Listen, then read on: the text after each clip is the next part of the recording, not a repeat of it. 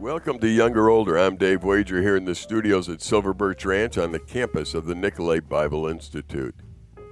Today I'm talking with Jeremiah, one of our students that has been with us for how long? When did you get here? Late August. Late August, and we're talking now in November, so you're through one semester just about, almost. You got the crunch time left.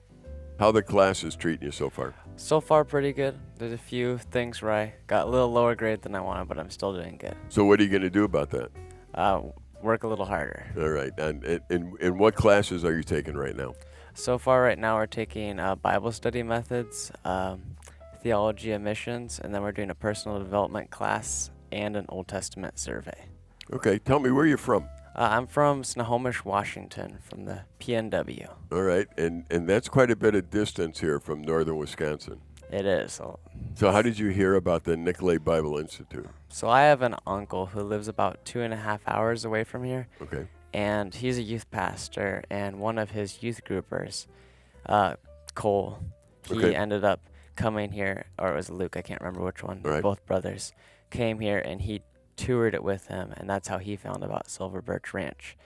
And last winter during Christmas, my uncle told me about it, and then I started doing my own research, and then ended up deciding on coming here. Well, good. We're glad that you're here. And what is it that drew you to Nicolet Bible Institute? Why didn't you go to Harvard or something? So originally, I did not plan on going to a Bible Institute. It wasn't till about last October, November, that I really started thinking about, like, why would I not go to a Bible school?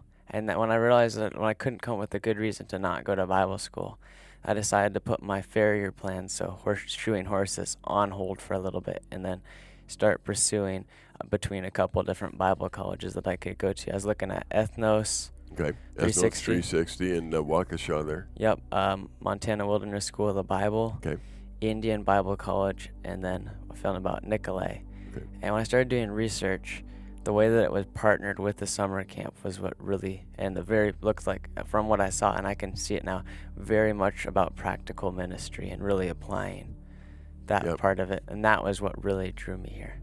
It really is. I think you're typical of young people that are looking at colleges today, trying to figure out what is the value of college right now. I mean, should I go 4 years? Should I go 2 years?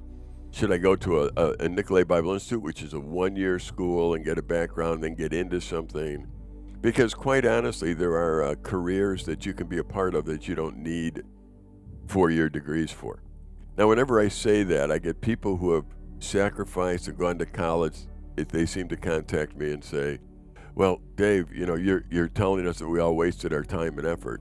I'm not saying you waste your time and effort if you go to college, but you could. If you're going to be a welder, the thing you probably should do is go into welding and be an apprentice, go to either a tech school or go to a welding company and ask how to do this and get right into it and let them tell you what you need to do. In fact, people who want to get in ministry, I tell them that. You should go to a ministry that you like, and you should be a part of that ministry, ask questions that you need to ask, and they can tell you how to get into it. So if you need to go back to school for 4 years, they'll tell you. But if you don't need it, they'll tell you that too. And so you actually have an education that's practical. The thing I love about Nicolet Bible Institute is it teaches you the foundations of life, no matter what business, no matter where you end up. You need to know God. You need to know how to communicate your love for God. And you need to serve. You need to learn how to die to yourself. And those are things that we really work on. Do you see those being... Do you see us making an effort in those two areas, knowing God and serving while you're here?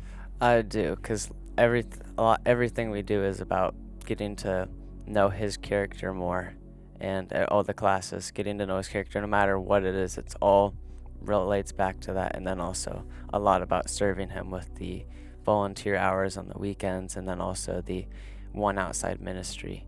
Okay. So we're not just knowing Him, we're actually doing something about it. And you're working in an actual ministry where everyone's doing that. On the weekends when people come up or whenever they're here, we're all banding together and doing things. We all share dish crew, which is washing dishes because we all eat, and that kind of thing. So very cool. Now, what do you want to do in life? I mean, you used a big word back there about something that had to do with horses. What is that? Yes. So it's more up in the air now. It used to be rock solid, and then the more I think about it, the more I'm like, I wonder if I want to get more into ministry instead. But my original plan is to be a farrier, so someone who shoes and trims horses. And my original plan was to go all the way down to Missouri to a farrier school there. Okay. But now I'm not so sure, and I might go to one that's in California that's shorter, less money, so I won't have to save up as long. Okay. And then move to the other ranch / family camp, Christian. Okay. And you would, I'm trying to picture what a farrier does in ministry. So they have some horses there. Okay. So, and their area is very rural, and they're just starting up, so I'm gonna have to raise support. So I can also use my farrier skills to connect with the community. Okay. And shoe their horses, and then also make a little bit of a living so I can still survive. You know, that's a great idea to be able to use a skill that God gives you, a love that God gives you of both horses and being a farrier to infiltrate, if you want to say, the community and show them the love of Christ. Now, you know what's interesting, though? You do know that in a lot of places, the idea of a farrier, horseshoeing, it seems like the old West to most of us. Most of us today, in today's society, don't think of horseshoeing as a modern day job. Like everything gets kicked out by a factory. Can you print horseshoes on a like one of those laser printers or something and put them on? You know, they have those printers that print everything. How do you make a horseshoe fit? I mean, where do you buy them pre-made, or what do you do? So some people, it's more expensive to do this because it takes a lot of labor, but you can actually just make them straight from bar stock, which is basically just a flat piece of steel. You'd measure a length before you cut it, and then make your shoe out of that. But also you can buy preset shoes, and they have different sizes, and you'd buy the closest. You'd use the closest size to that horse's foot, and then you would basically improve the shoe for the horse's foot. So do a little bit of whatever you needed to do to make it fit the horse. So it's not like the old West where you just show up with a bunch of steel and you have to make the shoe from scratch and put it on, and you don't do that. But that would be very cool for schools, by the way. There is that school in Missouri, they teach you how to do that. You know what I would think would be cool? You're talking about ministry. I think being a blacksmith would be the coolest thing. And then you could do that at a summer camp. I'm just picturing here at Silver Birch Ranch, where if you were a blacksmith all summer long, there would be kids all summer long watching you do things and being amazed because they live in the year 2023 and they're coming from cities. So to have a blacksmith do something and actually create products, so it starts like a metal bar or whatever it might be and end up something, you know, regardless, because blacksmiths can do all kinds of crazy things, from making knives and making axes and making whatever. That'd be very interesting, by the way, because that would put you right in the middle of ministry, and it would also allow you to be shoeing horses and other things. Is there a difference between what you're talking about and what I'm talking about, blacksmithing? Is blacksmithing different than whatever word you used? So blacksmith typically is just someone who works with metal, but back in the more like the 1700s, 1800s, a blacksmith did everything involving metal, so they would be also a farrier. Okay. So they'd also take that role too, but now they're more or less separate. So a farrier is pretty much with horses? Yep, and a blacksmith is more of like an artist. Okay. Well, I wonder if really a blacksmith would give you more ministry opportunity, because then you could do both. Yeah, I want to learn a blacksmith. How do you learn to blacksmith? I mean, are there schools for blacksmithing? So you can actually learn blacksmithing at some farrier schools, and then you can also learn them at just like a blacksmithing school. I think they have some, but they're few and far between. Oh, I bet you they are. You know, my first thought is everybody today just goes to YouTube to learn it. I mean, maybe you can go to YouTube to learn it. I have no idea. But then you wouldn't be certified as a blacksmith. Is there a certification for a blacksmith? I would assume so. I know there is for being a farrier, but I don't know about being a blacksmith. Okay. anyway, I think there's tremendous opportunity for ministry there. And really, I love your heart, Jeremiah, where you're saying, I want to get into ministry. I want to show people the love of Christ. So I'm looking for ways that God made me. Correct me if I'm assuming some wrong things here, but I'm looking for ways that God made me that I can use my life and my skills and my talents to show the world who He is while I love people and while I love horses. Uh-huh. And so you put all that together and you get this great career. Can you imagine doing something the rest of your life that you actually love to do every day?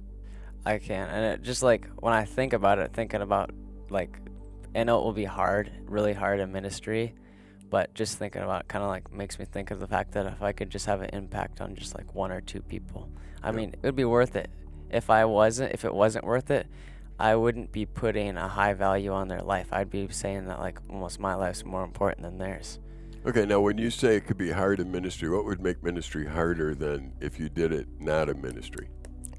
So I meant just like in ministry. Ministry's typically like harder than just working like a 9-to-5 job. And why do you say that? I'm Well, just trying to get in your head. So from like the books I've read that we have to read through this school, like for Radical and like Hudson. This wasn't a book I got to pick, but Hudson Taylor's Spiritual Secrets, and then some of the Vaughn magazines, The Voice of Sure. the Martyrs.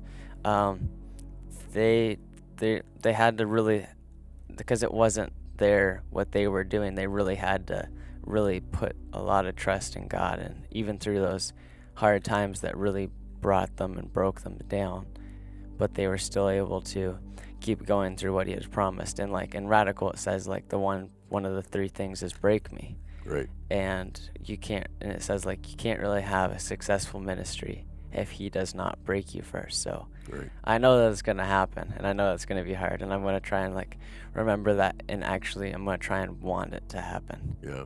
Well, it's interesting. The reason I ask you is because there's sometimes people throw things out there and they haven't thought it through, but it sounds like you've thought this through a little bit, because when you go into anything, I don't care what it is, you're talking about being a horseshoer, a farrier, us uneducated people call it horseshoers, but a farrier or a blacksmith, and using your life and your skill to bring people to Christ.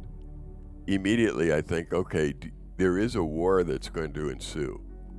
There's a war because Satan hates the fact that you might find the way that you were created and actually enjoy that and go through the rest of your life radiating who Christ is to everyone you meet. So Satan would hate that. I mean, you've heard me say in class right now, if the 2 groups that seem to get attacked in the entire world are Christians and Jewish people. Yes. So you look at that and you go, well, why? Well, it's the same God. Now, the Jewish people that are not Christians just don't know the Messiah yet. And when they do, they'll be Christians. And one day, everyone will know that Jesus is God. And we know that.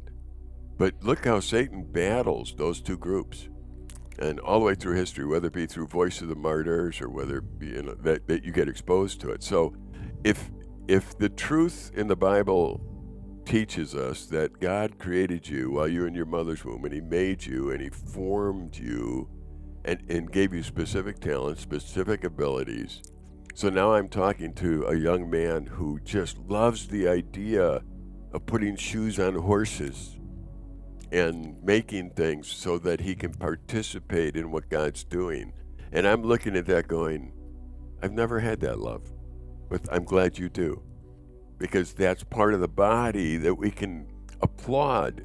And Nicolet Bible Institute, Birch Ranch, whoever, we can all be a part of helping you get ready for that moment where you go and do that for people. And any young people that are listening need to understand the same principle applies to them. They are people who were created in their mother's womb by God. They were crafted by God. He makes no mistakes. And you're given certain triggers, I call them, that when they're flipped, it's like, yeah.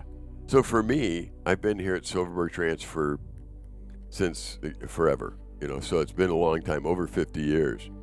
And I don't know that I ever really came to work. I get up and I do things that I'm made to do. I mean, you have me as a teacher in class.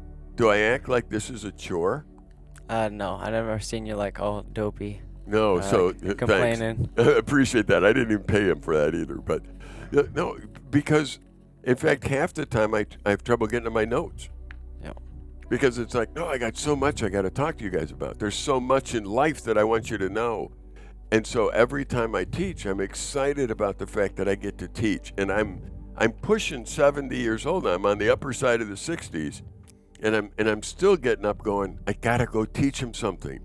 Now, and that's what I wish for every young person, is that you find the spot in life. Now, has it been where people haven't attacked and you always have enough money? No, Satan loves to try and discourage.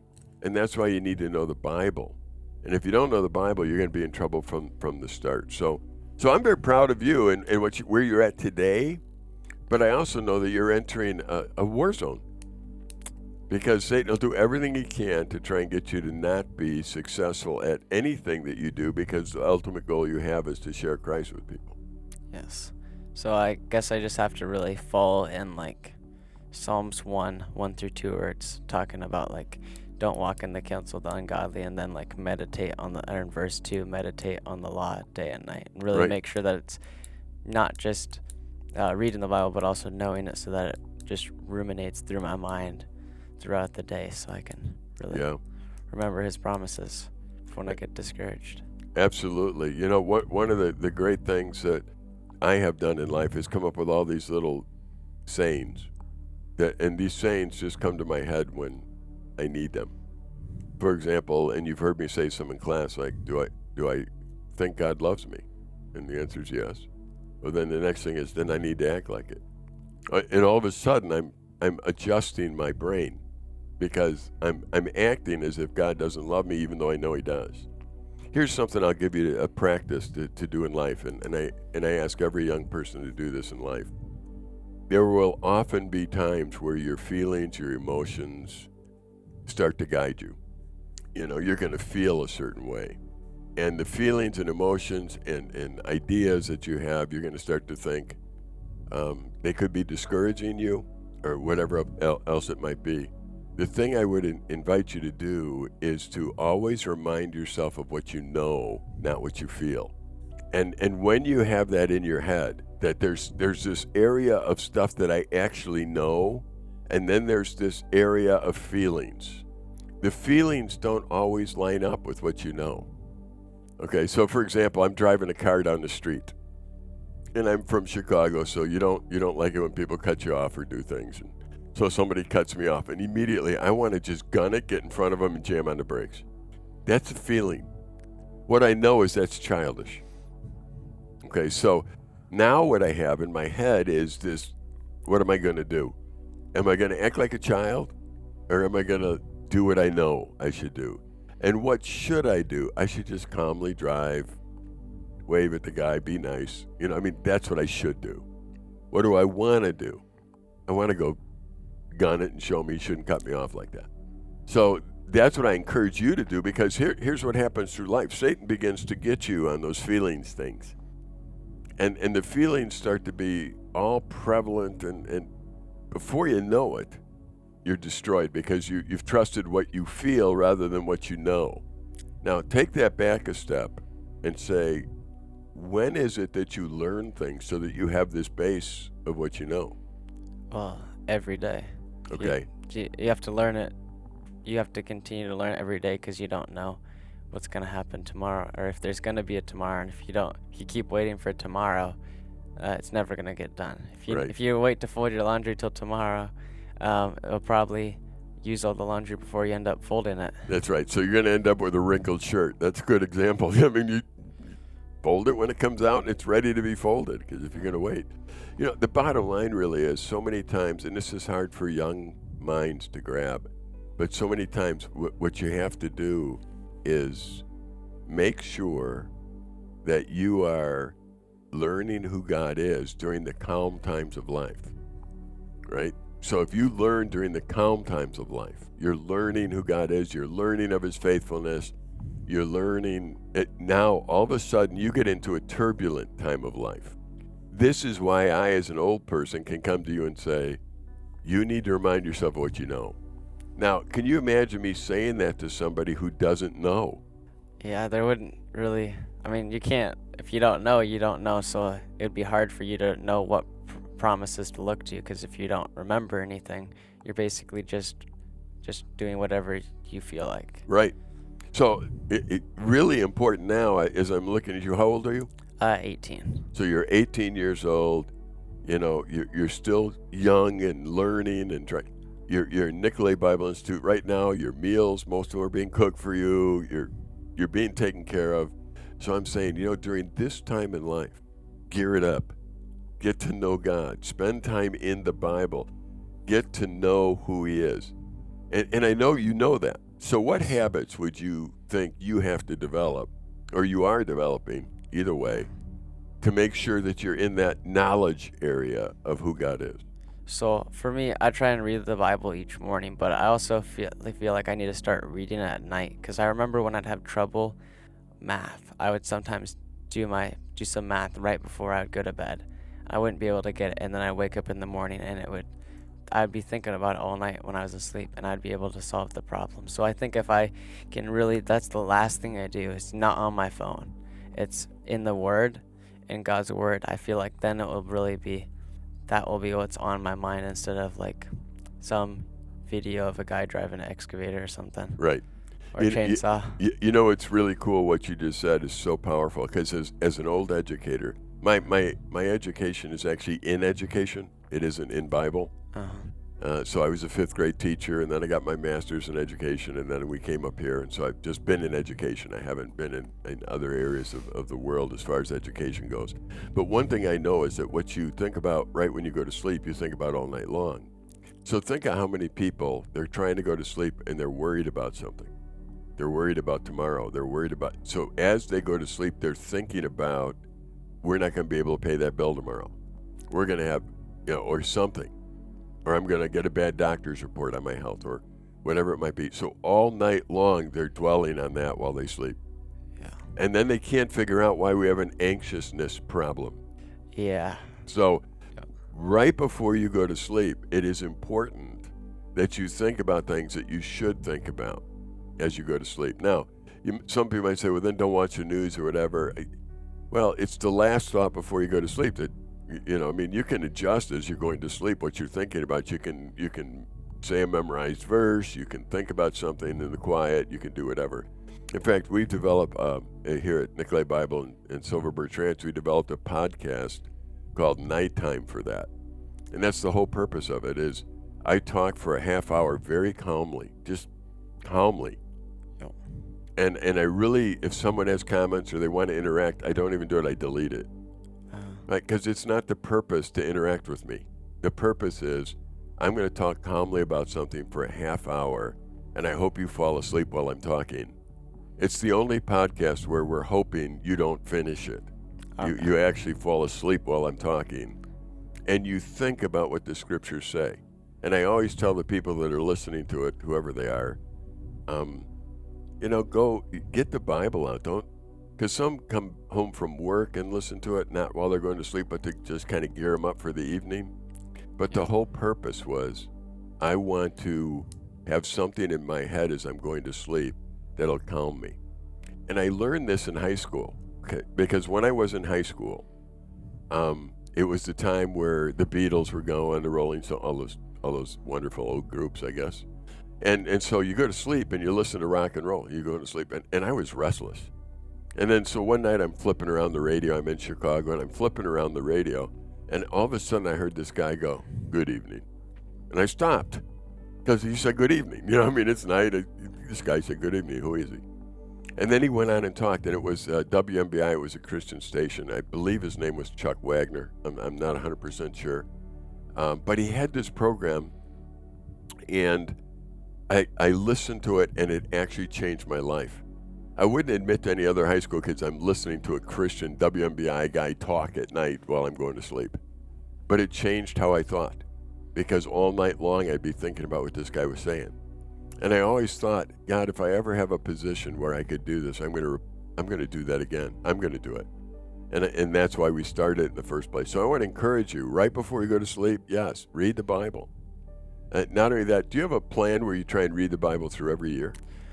So typically I do, but I at some point during the year I fall off. So I'm really trying to get onto that to make sure I consistently do it. Yeah, I'll encourage you even further is to get on it so that you finish it before you're supposed to. Yep. And that's the fun part. So whenever you're reading it, if you can say, I'm going to read a couple days today, do that. Yep. And not when you're in the reading crisis mode where I have to do it because I'm way behind. Yeah. Again, and I've said this in class, that if you read 5th grade level, you read the Bible aloud, you read it for 15 minutes a day, you'll finish it in a year. Yep. So it's not like you're sacrificing a whole lot of time to do that. And just reading the Bible through is different than studying passages in the Bible. Yes. Reading the Bible through, you do that so that you can be somebody who actually gets the context of the whole. And for some people that's hard to do because you have to switch your mind a little bit. You have to switch it to, I am going to just read it to get the context. I'm not going to read it and ponder it and think about it. I have a hard time with that because I'm a ponderer. So I see something and all of a sudden it's like, I wonder what that meant. And now I'm looking all over the Bible to try and figure out other passages that say that, the words that say it. So I actually, though, do discipline myself. I have on my iPad a program. Here's what I need to read today. And I will say, the minimum I need to do is read this today. And then I start getting to where the whole thing is set up so that I understand the context. And then when I go teach a passage, the whole Bible is in my brain somewhere. And hopefully I've got it in the right context. And that's what we need to have. Well, we're going to continue this discussion in the next half hour as well. And I thank Jeremiah for coming. And we're thankful that we have some listeners that are listening. All over the world, really, they listen to this. So we're thankful for them and ask that hopefully this is a program that'll drive them to God and allow them to see who He is and His faithfulness and His mercy and His grace. Now, when we talked in class, Jeremiah, I was talking about just perspective. And that's why I think it's really important that a young person like yourself have at least 3 people in your life, you being one of them. I think you need to have a younger person in your life that you can mentor, that you can always be thinking, how can I demonstrate who Christ is? So you're always thinking about teaching. And then you should have somebody in your life. And that older person is, what perspective can they give me that I have no idea about because I haven't lived long enough to know what they have experienced? And you get those 3 people in your life and you're in the middle.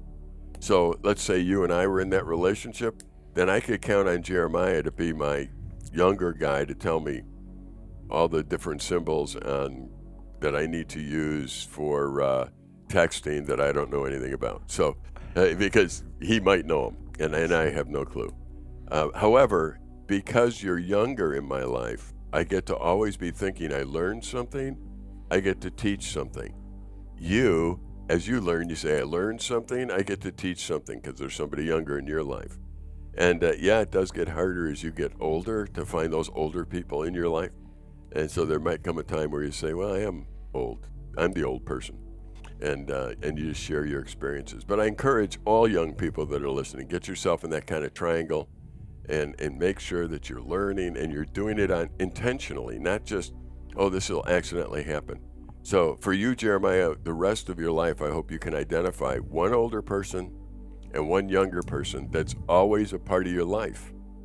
And I promise you, if you do that, and the older person is one who loves God, wants to just encourage you to walk with God, and the younger person is somebody that you spend time with, you pray for, and you're looking to help them understand God, your life will be better. It'll be more on track. You'll see the purpose no matter what's going on in life. And that could change. Those people can change through time. Yeah, and they will, because the younger person will grow up, go to college, and move 18 states away or something. Now all of a sudden you got no younger person again. But there's always somebody you can pour into. Should never be a gap in that. So you still, and if people listen to our last episode, and if you haven't, I encourage you to go to relate365.com or silverbirchranch.org and get those things and the podcasts that we do. And we were talking about you wanting to go into ministry. And when you go into ministry, I was just talking about you're always a teacher. So have you had a chance to teach here at all, a group of young people yet for anything? Yes. So last Saturday I did about 20-minute talk on peer pressure for the C team that was here that was doing some volunteer work and raking leaves. Okay. Have you ever taught like that before?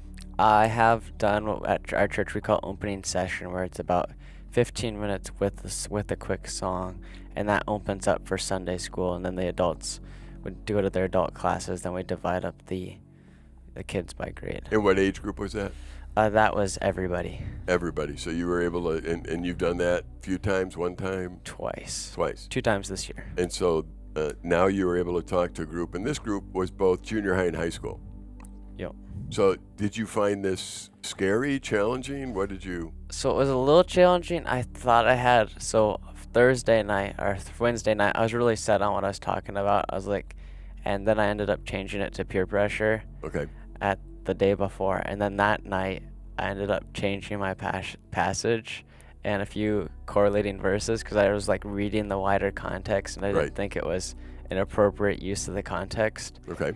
So I had to go find different scripture about 20 minutes before, and then I ended up losing my conclusion. So I just kind of like, I talked, and I was just constant, and then I was able to, thankfully I had some verses memorized. I was able to pull references from my head. Okay. And then from Old Testament survey and things to be able to pull up some different passages, and really basically they were able to line up with what I was talking about, and then I was able to bring a conclusion at the end. So you thought it went okay? Yeah, and I ended up about 20 minutes, and when I started I had no clue how it was gonna go. So I felt encouraged when I was done. Yeah.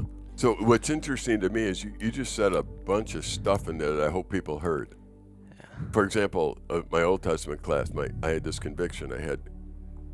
So the Holy Spirit's working in your heart and trying to develop this message, because the message wasn't what you needed to give. It was a message that they needed to hear, and God knew what they needed to hear. You were the donkey, if I could use that term. Yep. So you were going to be the mouth. Yeah. Well, it's better than being the Balaam. Yeah, there you go. Yeah, absolutely. So you're the donkey. You're going to be able to say something, but in the process, you change. Now, I will tell you, I speak a gazillion times a year, radio, whatever it might be. And the bottom line really is, I often am changing what I'm doing while I'm walking up. While I'm walking. And you've seen me teach, so Yep. you know, I use notes, but a lot of times there's something else that pours out of me at that particular moment. And it isn't because of lack of study. It isn't that I'm just winging it. It's because there's something that the Spirit of God is pressing on my heart at that particular moment that I need to really address. And that's why, for me, when I'm speaking to a group of high school kids or junior hires, they'll say, do you have an outline? And I'll usually say no. They say, well, how do you speak? Well, I have one, but I'm sure that before I speak, because you're asking months ahead of time, Yep. and I'm sure before I speak to your group, that outline's going to change. I don't have that in stone at this point, because I'm praying about it, thinking about it. Here's what I'd like to do. But now there's a lot of factors. I'm reading in the Old Testament. I'm reading the New Testament. I'm talking to people. And as I'm doing that, I'm reading news articles. And as I'm doing that, the Holy Spirit is saying, speak on this. And here's what I encourage you to do whenever you speak to a group if you're teaching. There's 2 aspects to speaking. Number 1 is you need to know what you're saying is accurate to the best of your knowledge. So that comes from your head. Your head needs to be in line with the truth. So you said some things there. My Old Testament class, you were putting things together in the context of the Bible, not just pulling a verse out and using it, but the contextual part is very important. So that's good. That's where your brain should be, is I want to be accurate in what I say. But those people who speak, and they speak accurately, and it all comes from their head, they're boring. Yes. So it needs to come from your heart as well. So I don't like ever speaking from an area that I'm not totally convinced of at this point and that God isn't working on in me. So when I'm speaking, it comes from both my head and my heart. And if it's not coming from both of them, I don't want to speak on that topic. And I've tried to explain this before to youth pastors. Say, can you speak on this? And sometimes I'll just say no. They go, well, it's easy to speak on. I said, well, academically I could do it, but I'm not there right now. I'm not there with my heart. I'm really thinking about missions right now, or I'm thinking about. So the message is going to flare over there one way or the other, because that's where my heart is right now. Yep. And I think to be a good teacher, you got to get both of those things in line. And if you're not excited about what you're teaching, then maybe you shouldn't teach it yet. You need to go back and study it more so you're excited about it, and you're able to show some excitement. And people show it differently. Yes. You know, I mean, I'm known as a lecturer as far as a teacher goes because I come in and I explode. You know, I mean, it's like I have all this stuff I'm thinking about, blah, blah, blah, blah, blah, blah, blah. And 3 hours later, it's like, did you get it all? And we'll be back the next class and do it all again, But that's because I'm combining a couple things. Yep. Both the head knowledge from the years of studying, not just before class, and then the heart knowledge or the heart excitement that goes with that for if you actually grasp what I'm talking about. So I don't know if that makes sense or not to you. Yeah, it does, because, your heart is where you're more or less in, the Bible. That's where your emotion comes from. So your head is just what you know, while your heart is what, your heart is just basically controls what you're feeling. So if I'm just talking and I'm just kind of talking like this and kind of bland, and you can tell that I'm just basically, it's almost like I'm just reading what's in front of me, and I'm not telling you, this is what's true. Yeah. This is what's important. And of course, your personality will reflect some of that.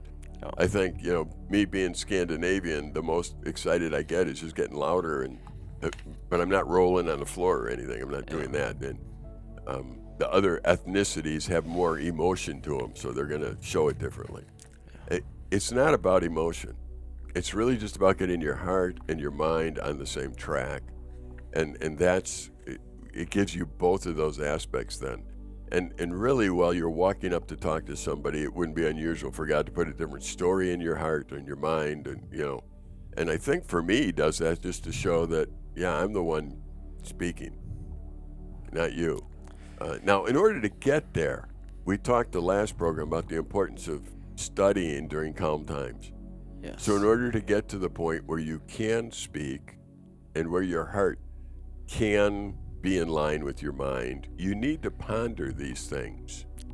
I've often said that there's no possible way that you could be one who is awed by God's mercy and grace until you are totally convinced of your own sin.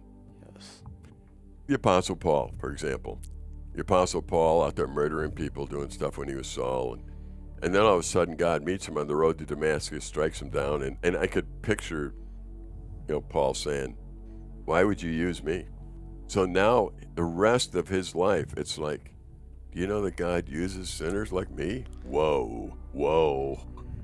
Do you know what I did? If you want to learn about God's mercy and his grace, go look at the Apostle Paul. Yes. Why? Because he understood his sin. So if you're not excited about God's mercy and grace, the thing I have to teach you is about how sinful you are. Yep. Not more about mercy and grace, because you could think you deserve mercy and grace. Yes.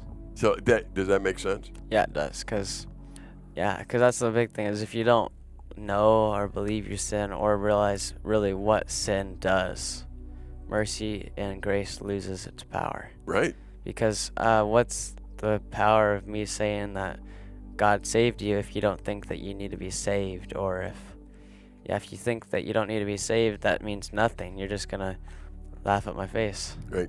So you need to get the habit of meditating on things. When something is said in the Bible, something is said, whatever it might be.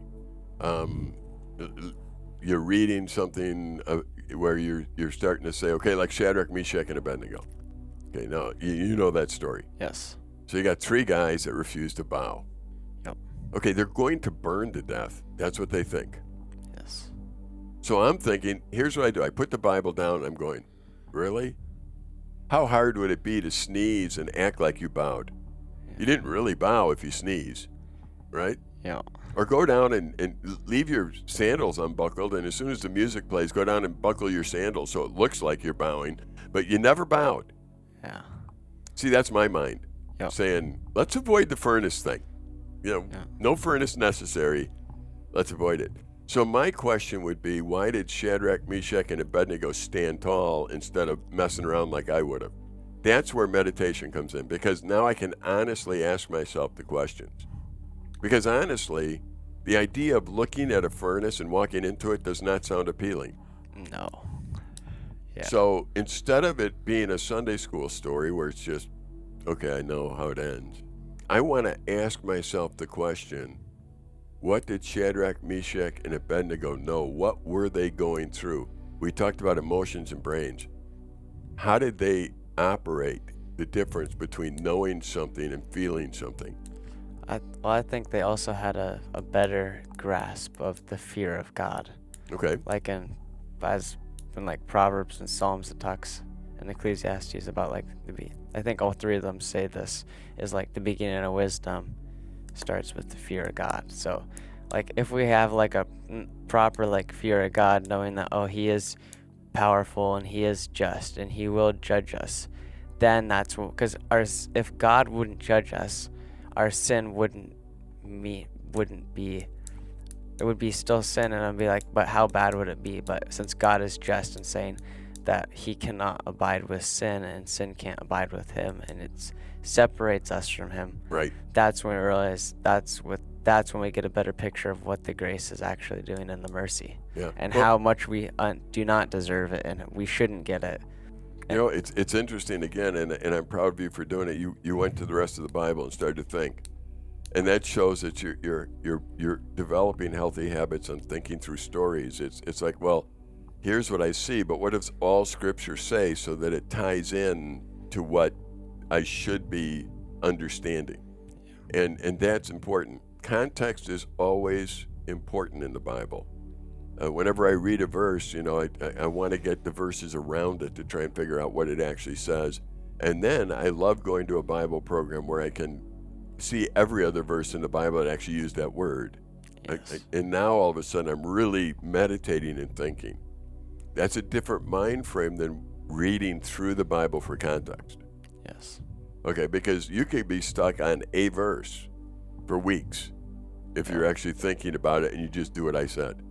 Where the context part is you just read it and go right by it and say that's interesting.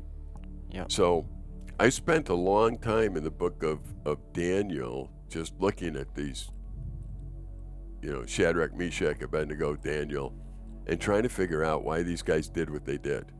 And seeing how it was Shadrach, Meshach, and Abednego that impacted Nebuchadnezzar. Yep. Now, who would have thought that Nebuchadnezzar was ever impactable? Yeah. But these three guys did it by just obeying. And they realized our job isn't to change the king, our job is to obey. And that's different than how a lot of people think. They think, well, I'd fail if the king doesn't change. It's not our job to change the king. It's our job to obey. And you've heard me say this in class 1,000 times. I'm glad God only gave us assignments we can do. Yes. He didn't make us do things we can't do. So it's not for me to go change the Congress of the United States. That's not for me to do. It's for me to obey God. And if he wants me to be instrumental in changing somebody in the Congress of the United States, that's up to him. Yep. But it's for me to obey God. It isn't for me to go do that. And that's really from meditating on what Shadrach, Meshach, and Abednego did, what Noah did, what Daniel did, what Moses did. I mean, the only thing that God ever asked all of those people to do is what they could do. Yes.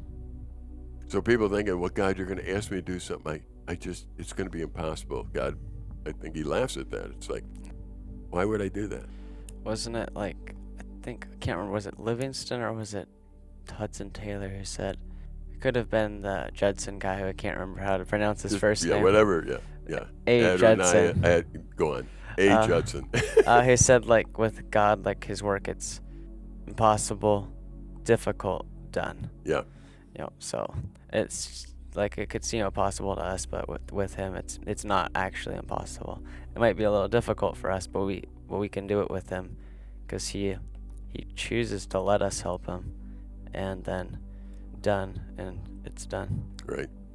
Now, as you're thinking, I know you're thinking ministry. We've talked about you teaching and getting the Bible, getting it contextually right, and all that stuff. And you're on a good path as far as I'm concerned. You want to learn. You want to see how it's done.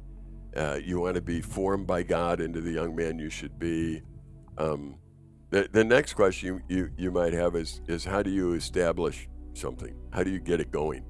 Yeah. Do you have something going already you want to join, or are you talking about starting something brand new? So maybe eventually start like a brand new camp somewhere like where there's not really anything even in the area, like where it would be like the Soul Witness. But right now there's a camp called Peniel Ranch. Okay. Or I guess if you said it like the way it's pronounced in Hebrew, Peniel. Okay. We just call it Peniel Ranch. Okay. And Faith Frontier Ministries, and they're just starting out this one camp. But it's only been there for about 30 years, but it's really rural and stuff. And they've been their main focus has been to the Native Americans of the Colville tribe first. Okay. And they've been trying to like get the Boys and Girls Club there so that kids can hear the gospel. Good. And they've been working with the kids, and then they have groups come now. But right now it's still relatively new, and they're trying to start a horse program in the next couple of years, which I want to help get that established and potentially move out there and work there. Okay. So there is a ministry that's there already, and you could join one. Yes. Or you could start one. Yeah. Or you could enhance one by going and changing the direction of some of the stuff they're doing by adding a horse program or even a blacksmith program we talked about in the last podcast or whatever it might be. Yeah. I tell you, if you ever get to be a blacksmith, come back to Silver Birch Ranch for at least a week in the summer and just do it for the kids. Just come back to do it as a ministry. I know that the guys at the stables might want you to shoe all the horses, but that stay away from that if you can. We'll hire somebody for that, and you come and show them how to be a blacksmith and do it. I had fun this last year when I spoke to our junior campers, which is 3rd through 8th grade. One of the things I wanted to demonstrate to them is that they're created by God. I mean, very simple concept. You're created by God. So I was using the verse in the Bible that says that He is the potter, we're the clay, and just talking about that. So I through that discussion with my daughters, we found someone in the area that was a pottery guy. I forget what you call him. And so I called him and said, would you be willing to come up and while I speak, would you make stuff? And he said, sure. So it was the first time I just brought a guy up, and here he is making pottery while I'm talking. Yep. And I'm talking to the kids about how God is the one who forms us, just like Him forming that clay. He makes us, and I was talking about purpose, design, all this stuff, and they were watching a guy who does pottery, and he does it as a hobby. I mean, he's not a professional. Yep. He was just doing it. At the end, he gave me a mug, so I still remember that now because we drink out of the mug at home. But the fun part was, here's a guy who's just doing something normal. Yep. And you look at all the times in Scripture where Jesus used normal illustrations for people to come to Himself. And so being a farrier, being a blacksmith, whatever you end up being, could be tremendously impactful if you can give messages while you do it. Yep. Or you team with someone like myself who says, oh, that would be fun. Why don't I give a message while you go bang on some metal? Or whatever it might be. But with your, I think, skill and ability, I think that God's developing in you, I think you could give a message while you're working on something. And I'm telling you, that's for young children especially, that is most impactful because you're using this visual that's in front of them. And really, I know people are used to seeing stuff on YouTube and all that kind of stuff. But when you do it in person, it's different. I promise you, when you talk to somebody in person, it's different. When you make something like that, it's different than just seeing it, because you and I know that things that are on the screen sometimes are touched up. They're not always right. And in the back of your head, you know that. Yep. Yeah, like when I was younger, I got to see a a blacksmith in person a couple of times, and it's definitely different than watching a video once. So watching was like this one thing. I think it was like a Nordic fest or something, and it's just like a guy just making a couple things, demonstrating for people. But now, if you get into ministry, though, ministry is really about communicating the gospel, loving people. Yep. It's really not about yourself. No, it is not. So most likely, you will never get paid what you're worth. Yep. Are you willing for that? I am willing for that. That was one of the hard things for me to do, because I knew that, and I was really looking at my life, and I'm like, the reason I would be what I was gonna do before I decided to become a farrier and stuff, and part of the reason I became a farrier and then moved to this was because I was like, I feel like I'm just doing this for the money, and it feels like that's the only reason, and that's not exactly a God-honoring reason. And the more I pondered on it, the more I was like, the more I actually put effort into thinking about it, the more I was like, I realized I was like, yeah, this isn't how I want to live. This isn't what I want to do. Yeah, and I encourage young people, do something in life that God made you to do, not because of the money you're going to make from it. Because the Bible makes it very clear, when you go through the scriptures, you're going to have a God in your life. Yes. And the God is going to be God, or it's going to be a false God with a little g, or it's going to be money, or it's going to be comfort, or it's going to be... I encourage you, take everything off the table other than what God has for you. You work a full day with the idea in mind that you get to represent Jesus Christ, where you get to represent God. Okay, so as you do that, now you will get paid something. And you might get paid way more than you deserve. You might get paid way less than you deserve. I don't even know what people deserve. I mean, but you may get paid a lot, you may get paid a little. Either way, if you get paid too much, be very generous. Yes. If you get paid too little, don't complain. Live within your means. But don't make the money the issue you do something. And one of the funny things that I always say is, I promise you'll stay alive until you die. Yes. Somehow you'll have food, you'll have, and somehow you may be eating ramen soup, a lot, but, and nothing against ramen soup, it's just cheap. Compared to some other foods. So I encourage you, be somebody who understands the whole concept of, I am doing this because this is what God implanted on my heart to do. I think a lot of things has happened in this past year with my for my last year as a senior. My mom, because I'm homeschooled, she's like, I'm going to have you read a ton of books on worldview. There you go. And that really helped change my perspective around, and change my perspective so far around that I'm like, oh, now I want to, partway through the year, I was like, now I'm thinking about going to Bible college and things like that. And instead of should I, now it's like, why should I not? Right. Well, you know what we're going to have to do? We're going to have to end this program, and maybe I'll have to have you back, and we'll talk worldview at some point when you come back. So I thank Jeremiah for being with me, and I thank you for listening, taking the time to do that. If you want to know more, you can go to NicoletBibleInstitute.org and find out more there. But for now, this is Dave Wager for Younger Older. Goodbye for now.